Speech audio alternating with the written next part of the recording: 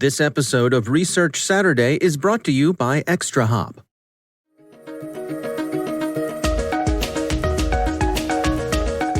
Hello, everyone, and welcome to the CyberWire's Research Saturday. I'm Dave Bittner, and this is our weekly conversation with researchers and analysts tracking down threats and vulnerabilities, solving some of the hard problems of protecting ourselves in a rapidly evolving cyberspace. Thanks for joining us. So we were actually not looking at ransomware. We were looking at a tool that's being misused by a lot of bad guys these days called Cobalt Strike. That's Jon DiMaggio. He's a senior threat intelligence analyst at Symantec, a Broadcom company. The research we're discussing today is titled Sodinokibi, Ransomware Attackers Also Scanning for POS Software Leveraging Cobalt Strike.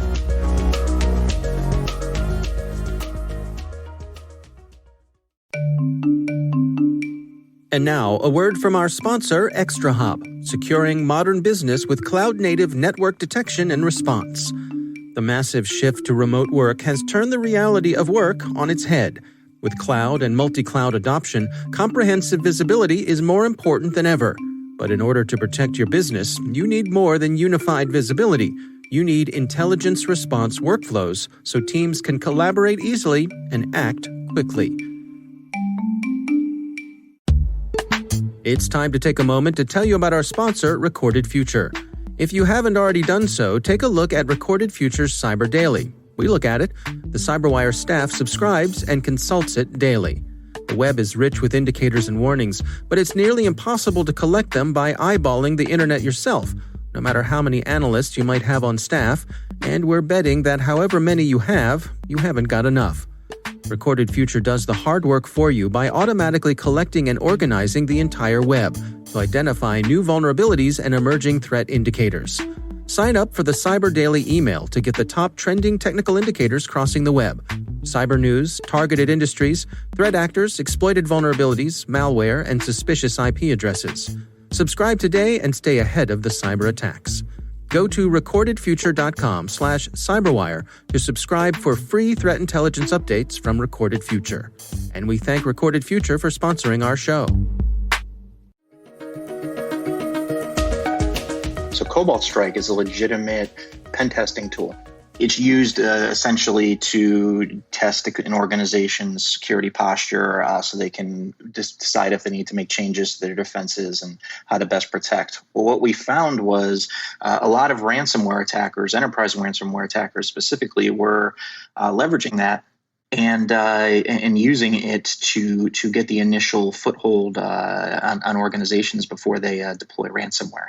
So by looking at these sort of rogue deployments of this Cobalt Strike tool, what we found is, when we started to look, we found, this looks kind of interesting, and we started to pull some threads, and we started to see, okay, well, they're using this Cobalt Strike tool, and now they're moving and they're using a lot of the legitimate tools within the network, and they're dropping specific files, looking to turn off certain services. And long story short, it really built out a profile that was very familiar to us. At that point, we believed it was one of the enterprise ransomware attack groups that we have been following or tracking, and just sort of profiling and looking at those behaviors along with sort of the tools that they were using. We were able to identify that this was a much larger scale attack.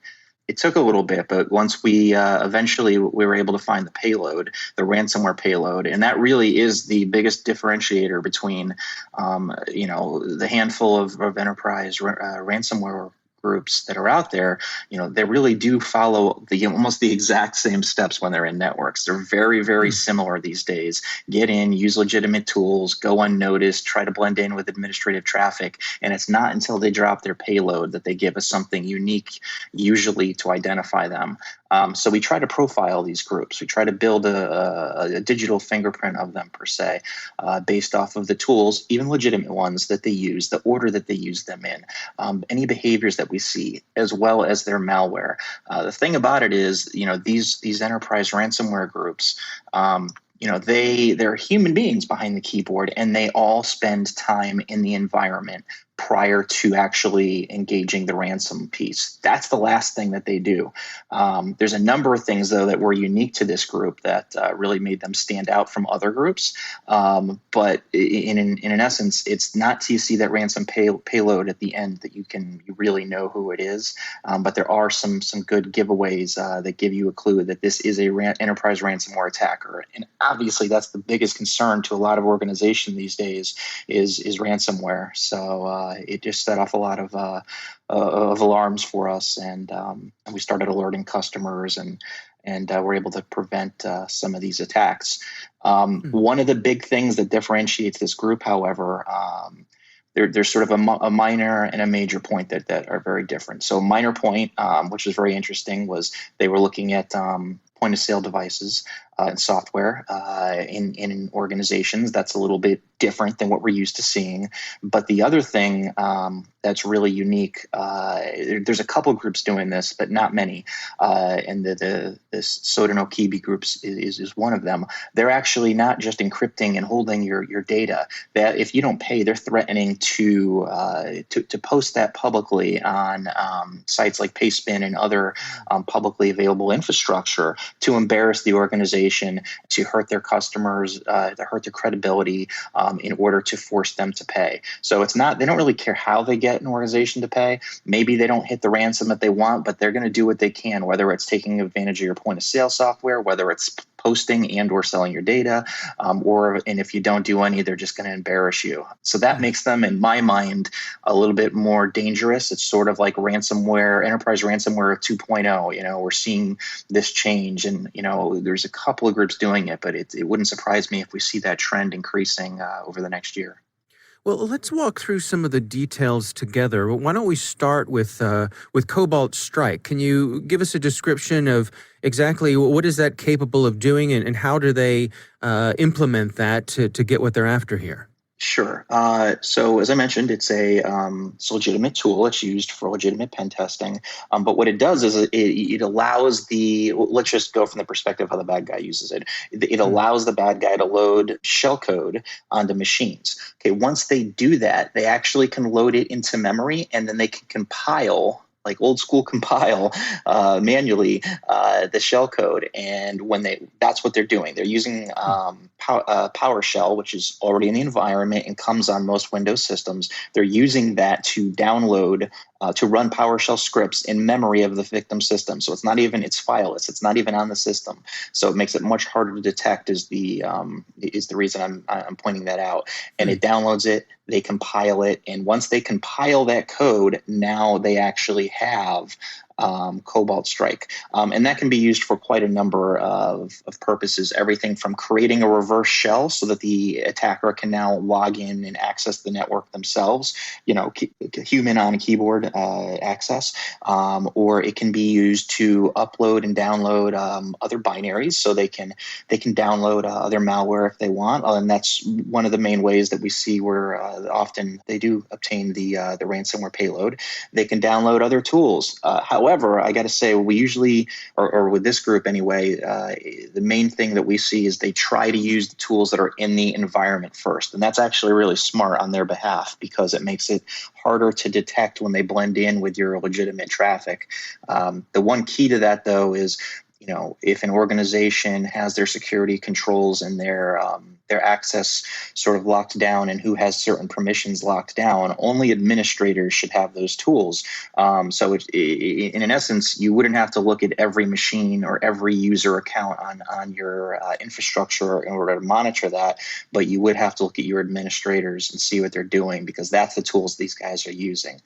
If they can't leverage those tools, then they download other things. So we might see them download like Mimikatz, for example, which is a tool that's also publicly available, free, and used by pen testers. So they'll download that to obtain the credentials off of systems in the environment to increase their privileges. But one thing about that, what we used to see is bad guys would have their own custom malware, and the advantage to that would be be something we haven't seen. They might have a better chance of getting past defenders or security software that catches this stuff because it's something that's brand new and never been seen before. However, what they've learned over time is the industry's gotten better at detecting those things just through the behavior of it, whether it's a new binary or not. They've realized that they can use the legitimate tools, and when they can't, like in the example I just gave with Mimikatz, the benefit of that is even if we catch you, anyone can download and use it. So it makes the attribution and using it for evidence and pointing a finger at someone much harder because anyone in the world could download it and use it, even though it's being used maliciously. So it makes it hard for attribution, and it benefits the adversary. Now, one thing you noted here in your research is that the initial exploitation usually comes through brute forcing, taking advantage of remote desktop protocol. Yeah, so that's a big one. That they essentially scan for systems that have that port open, and if that port's open, then they use, again, publicly available tools can be used to sort of brute force and try to obtain the correct the password, or brute forcing the characters and words until they actually get one that works. Also, it depends. There's two ways that they use that. Sometimes they'll use it on publicly facing infrastructure. So that means prior to having access, they'll do this. And it's really bad when organizations have that open on their external infrastructure. But, with business needs today, sometimes shortcuts are taken, or there's just a necessity where organizations is willing to take that risk. Well, these bad guys are looking for that. And that's one of the things they exploit. But one of the other ways that they use it, and this is also unique, is once they have another method. Let's say they use spear phishing, or let's say they find some other vulnerability on your public-facing infrastructure to get in. Once they're in, they'll scan your internal network, because a lot of organizations feel safe on the inside using that. It makes administrating components easier, server administration, services, everything else, and they feel safe because it's on their internal network. Well, once the bad guy has access, it's very easy to exploit, and that's why they do that. So whether it's on the outside, which is worse, or the inside, it still allows adversaries to use that as a mechanism to gain a further foothold and increase their privileges and escalate their ability to hurt the organization, or to plant malware or ransomware, or to steal your data, or whatever it might be. And these folks seem to be really targeting specific organizations. They're trying to maximize the possibility for payback here. They are. So one of the things that they do is they really assess their victims. And what I mean by that is they want them to pay the ransom, obviously. So they try to assess what is an amount that we think this organization can pay, where it's not going to be unreasonable. It's not going to hurt them financially, publicly, but it's something that'll be easy enough for them to pay and worth our time to do the attack for the bad guys' value, the return on value. Because, like I said, they're spending time. We're seeing anywhere from 3 to 7 days where they're on the network prior to actually executing the ransom piece of this. So they're by doing that, they're there for a while. They're investing their time, and they look at like how many servers they have, how many domain controllers they have. What types of servers are they? Are they file servers? Are they running services? Are those services for their internal or for the external? So what I'm getting at, and the reason I'm pointing that out, is they literally do an assessment of the victim.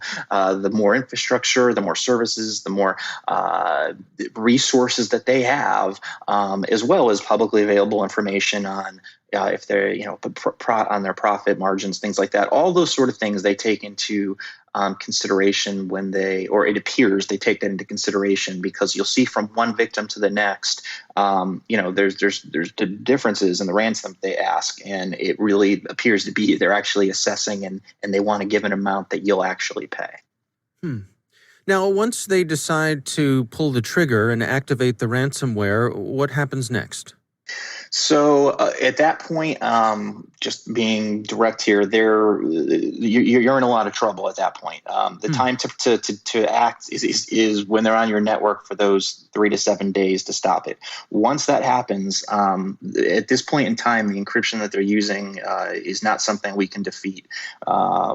we, not I mean my company, I mean anyone. You're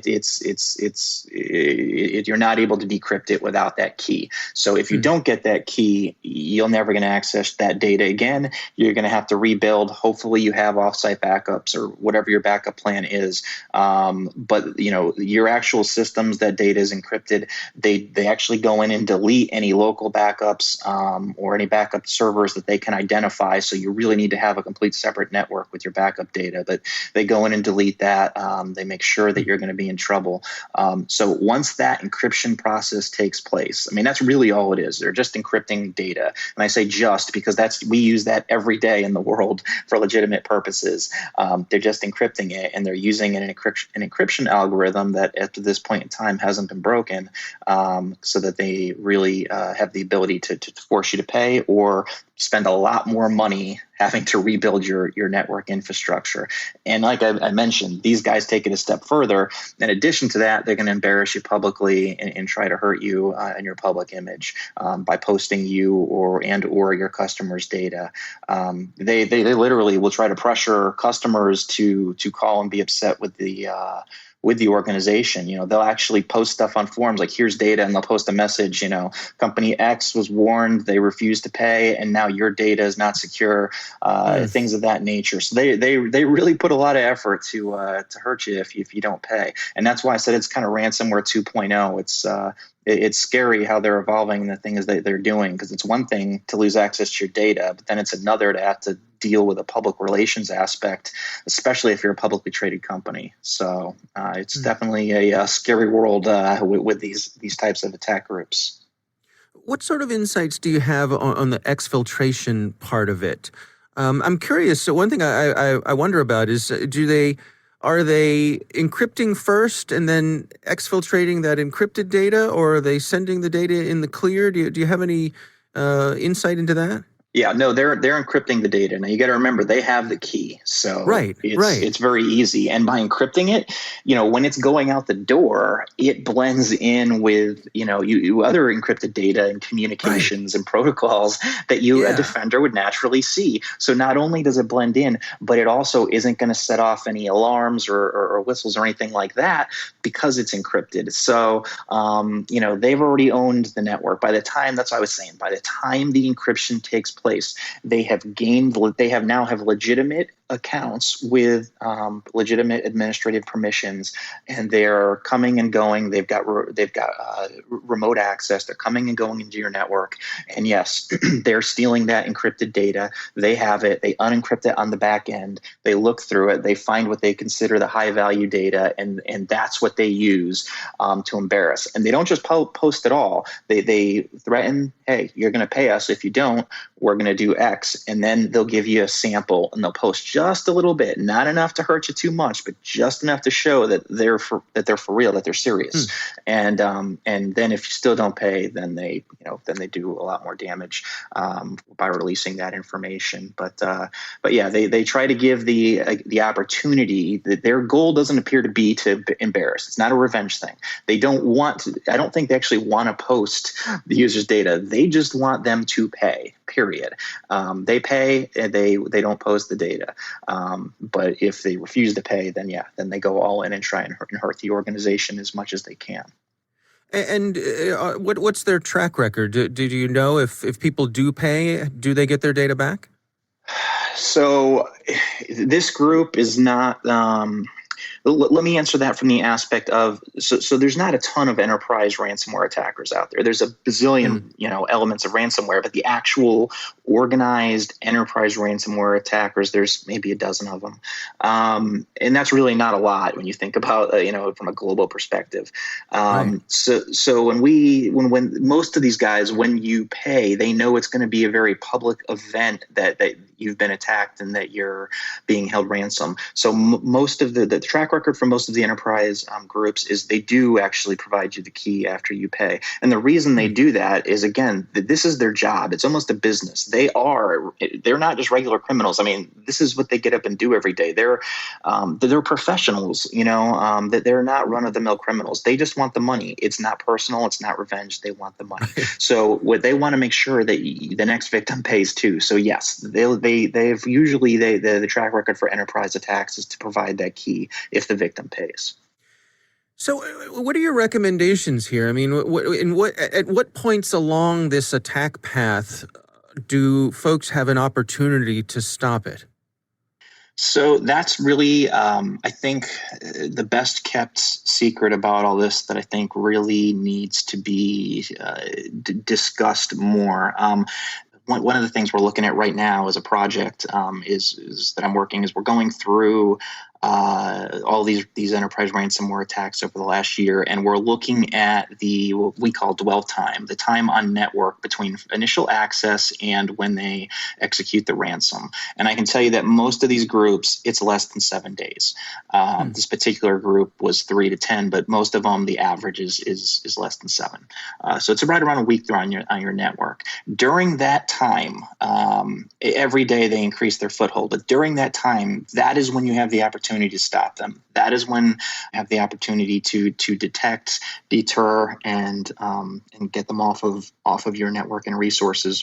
The thing is, we as a culture in the industry, we're just very reactive. So defenders, it's just the mentality, and it's slowly changing, but the mentality is to be reactive, and this requires a very proactive hunting aspect to your defenses. And what I mean by that is, you're not going to find them if you're just looking for something to be flagged as malicious. You have to look at the legitimate tools, administration tools, and how they're being used on your network. We talk about, this is going to be really basic, but separation of privileges, not allowing anybody to have all the keys to the kingdom. If you really segregate the tools that are in your environment that are legitimate administrative tools to only be on systems and available to legitimate administrators, well, now you're talking maybe 10-15% of your daily activity that you have to monitor. So if you were to just do a random audit of that, let's say you look at 10% of that activity every day, just doing that, you're going to dramatically increase your chances of identifying things like this. But that window of time when they're on your network, when they're using legitimate tools and publicly available tools, or any sort of pen testing tool that's being used, that is when you need to prevent this. That's the window of opportunity. Once the execution of the ransomware happens, to be honest with you, it's too late. You're really in the control of those attackers at that point. So is my understanding correct here then that, rather than looking for, a piece of malware, a piece of code, because as you say, they're living off the land, they're using tools that would normally be installed that wouldn't draw attention to themselves, that what you really need to be looking for are particular behaviors, particular activities that might be out of the ordinary? Exactly. So things like they use a legitimate tool, and this isn't just this group. I'm going to give you some examples that are common across many of these dozen or so enterprise ransomware attackers. One of the big things that they use, PowerShell and a tool called PSExec. Both are used for administrative purposes. PowerShell is extremely powerful, no pun intended, and it allows them to run these scripts, and they can even set schedules to run them to do different various tasks. But what they do then with the PSExec tool is that's what they actually use to drop and to spread everything from ransomware to other tools and components. They also use what's called bat files, which is just basically it's almost like a text file with a stream of commands that you run on the system, and they'll use this tool to deploy that. But things like that you can flag. Like that's probably yes, that could be flagged as typical. But looking at that and looking at these files, well, if you would actually just open that file, these bat files in a text editor, you'd see that they were searching and trying to identify security tools and firewalls or whatever it might be, things of that nature. There's usually a list of all, and this is again common with all these groups. There'll be a list of specific things that they're looking for that are shared that we sort of see used a lot. So that's not really something your regular administrator is going to be doing. So watching this tool used to drop these files, just taking a look and seeing what they're doing, again, just auditing the legitimate stuff. It sounds difficult, but that is the mindset that we have to get if we're going to start catching these guys. It's not necessarily spending a bazillion dollars on, security tools and everything else. I'm not saying that you don't have to have a strong security budget and security posture, but what I am saying is, even with that, that's not what's going to catch these guys. You have to have a human being going and looking at the legitimate traffic. There's tools and software to help with that as well, but you can't just wait for a red alarm to go off to say, hey, there's malware on your network, because that's not what they're using. You got to look at the legitimate activity as well. I know, Jon, you and your team, spend a lot of time looking at this sort of ransomware, but also, many of the other flavors and indeed, different variants of malware. I mean, is this the shape of things to come? Should we expect to see more of this? Is this the direction this professionalization of this, is this where you sense things might be headed? Yes and no. So it's definitely where we're headed, but it's not just the everyday criminal that can pull this off. And what I mean by that is it takes takes multiple people. It takes a lot of coordination, and it takes a lot of discipline to not make mistakes. So that's why I said that they're professionals. What they do, certain times, the tools that they use, not using regular malware, spending the time on the network, learning it, going undetected. It's sort of a discipline that these attackers use. And again, it's very organized in the profiling, the figuring out who to ask for the ransom and who not to and how much, and figuring all those little details out. But that's the piece why I said that, it's the way we're going, but it's not as easy where you're going to see it blow up to where it's, every average criminal is going to do, is because it is actually a difficult operation to execute. And it does take a lot of time and work. If you're someone who has a regular day job, you're not going to have time to spend 7 to 10 days every day going into someone's network to try to identify this activity. So this is all these guys do. They're professional. They know the tools. They know their environment. It's not the first time they're using them when they go in. They're well rehearsed. And they really seem to know what they're doing. Now, one way though that you could, unfortunately, we're not doing this, but one way that would really deter this is if everybody just stopped paying. If they knew that it was less likely that an organization would pay, you wouldn't have all this happening. You wouldn't have new groups popping up. You wouldn't have them spending the time and resources to come up with new infrastructure and new creative ways to own an organization. But most pay, unfortunately. It's always recommended not to, for that very reason, because if everybody stopped paying, this just wouldn't be as lucrative, and these guys would go find something new to do. If you recall, there's other groups out there that have sort of evolved, like there's the Evil Core group sort of evolved. They used to be in the banking Trojan business, and now they're an enterprise ransomware attacker. So they transitioned. They do what they can to get the money. That's really what it's about, is the money, as I've mentioned that several times. And I do that because with a lot of attackers, it'll be personal. They'll want to hurt an organization or whatever it is, or they'll have some sort of a hacktivist reason where they have a cause and they want to cause embarrassment. That's not what these guys are doing. It's all professional. It's all about the money.